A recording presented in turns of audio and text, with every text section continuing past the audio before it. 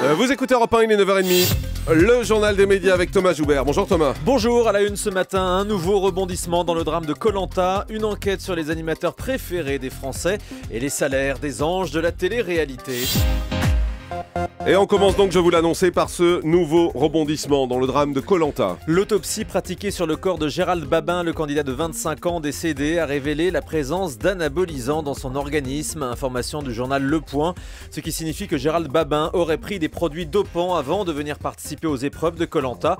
Vous savez que cette affaire est désormais sur le terrain judiciaire. L'avocat de la famille de Gérald Babin continue d'accuser la production de Koh Lanta de négligence et de non-respect des règles de sécurité sur les tournages.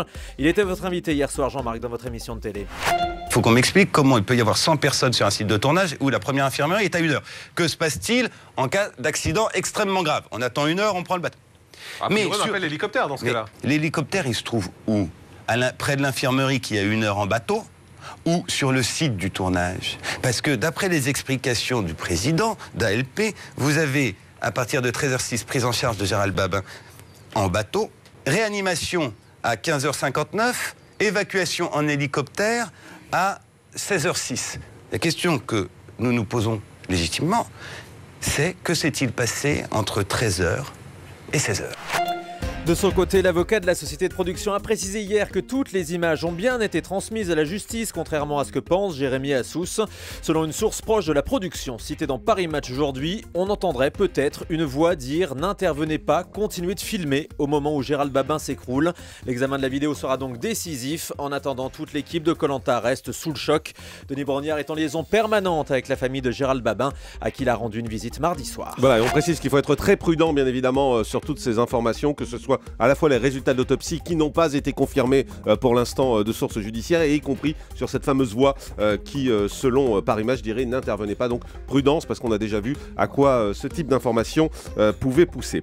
Sur ce dossier d'ailleurs, le CSA se dit soucieux de ne pas interférer dans les enquêtes en cours. Oui, le drame de Koh Lanta était à l'ordre du jour d'une réunion plénière. Hier, le Conseil réitère donc ses demandes de prévention à l'égard des émissions de télé-réalité à risque. Il appelle les chaînes à la plus grande prudence dans le recrutement des candidats.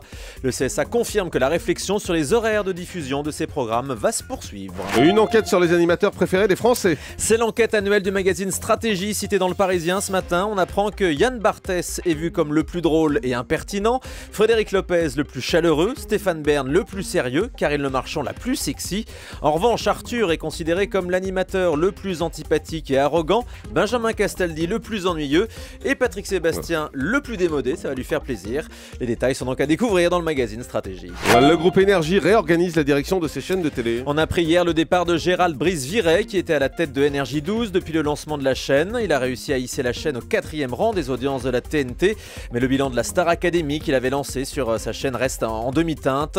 Gérald Brice-Viret est donc remplacé par Christine Lenz qui dirigeait jusqu'à présent l'autre chaîne du groupe, Chérie 25, et qui se retrouve donc à la tête de l'ensemble du pôle TV de Énergie. Et à propos d'Énergie 12, on verra bientôt Coé en prime time. L'animateur Coé s'est lancé dans le one-man show avec son spectacle Picard Forever, et c'est ce spectacle qui sera diffusé pour la première fois à la télévision le 30 avril prochain à 20h45 sur Énergie 12. Une diffusion en direct de Saint-Quentin dans l'Aisne, la région d'origine de Coé.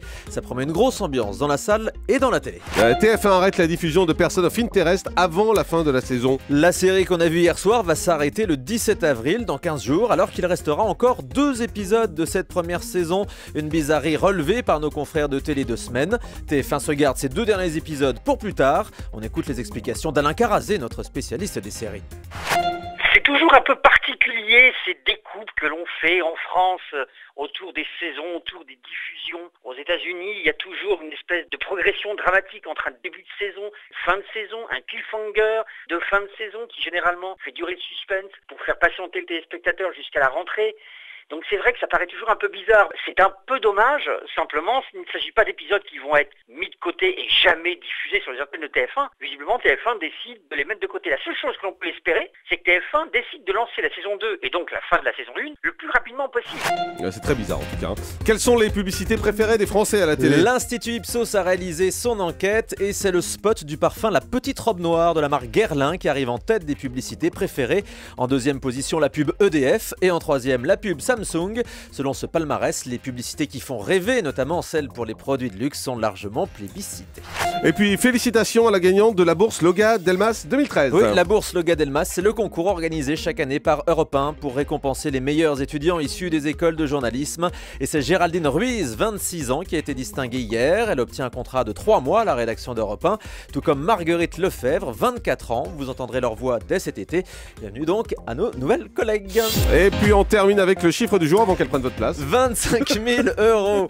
Je m'accroche. 25 000 €, c'est la somme que toucherait Nabila pour sa participation aux Anges de la télé-réalité sur Énergie 12. Les salaires sont révélés par le site internet de Closer. Mais Nabila ne serait pas la mieux payée de cette émission. Pour les 10 semaines de tournage, c'est Amélie, ex de Secret Story, qui gagne le plus, environ 35 000 €. Les salaires des autres candidats seraient compris entre 10 000 et 20 000 €. Je précise que ce sont a priori des fourchettes hautes. Très bien, merci beaucoup Thomas Joubert.